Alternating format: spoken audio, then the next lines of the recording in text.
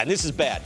2 out of 5 in the last 7, 4 and 13 in the last 17. Where are you on malaise watch from the number 1 payroll and the number 3 payroll? Well, I think the 4 and 13 is significantly worse than 2 and 5 because if you, not just because it's literally worse, but because of the sample size that we're talking about, I feel less concern almost than ever, even after those sort of last couple games, about the Padres. I think the Padres, it's starting to click. Look, if you look at just the last 30 days, Fernando Tatis Jr. is the most valuable position player by FWAR because he's hitting and he's playing pretty good defense, and a lot of that is coming from his base running. Yeah.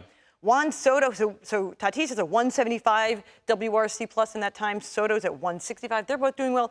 The pitching is suddenly clicking. The Blake Snell has been incredible. They're not winning. Yeah, all these things are going great. By the way, they're not winning. But I'm saying, yeah, I'm with you. The yeah, Mets, they're going to be good. in some ways, with the Padres, you're like, oh man, how are they not winning? We were just talking about this. Even it feels like they're losing late, and then you go and look, and actually they have the 3rd best bullpen ERA in Major League Baseball. Yeah. The Mets, it's hard to find anything sort of going well. Level of concern. None whatsoever. For either team? For either team. Wow.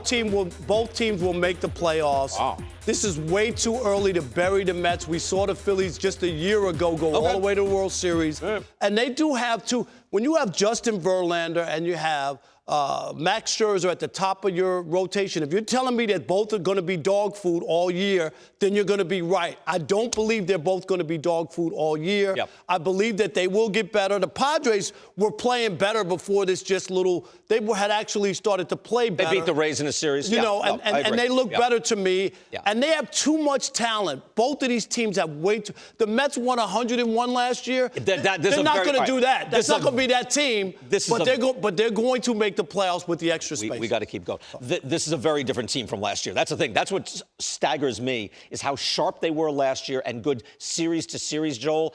This year, not the same club. As somebody who watches 9 innings of the Mets every day, you know, there's certain things you need to be good at baseball. They're bad at starting pitching. They're bad at relief pitching. They're bad at hitting. They're bad at defense. They're bad at base running. And as opposed to last year, to your point, where they were good technically, they're bad technically. I don't know how you get from there 45% of the way into the season to something much better. Maybe Scherzer and Verlander will pitch well. Quintana will come back. I'll say this. You and Chris used the word karma before to talk about Cincinnati.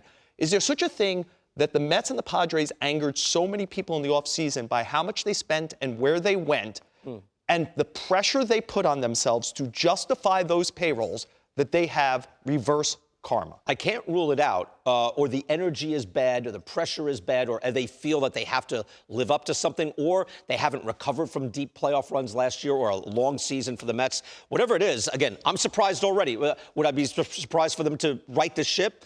It's later than you think.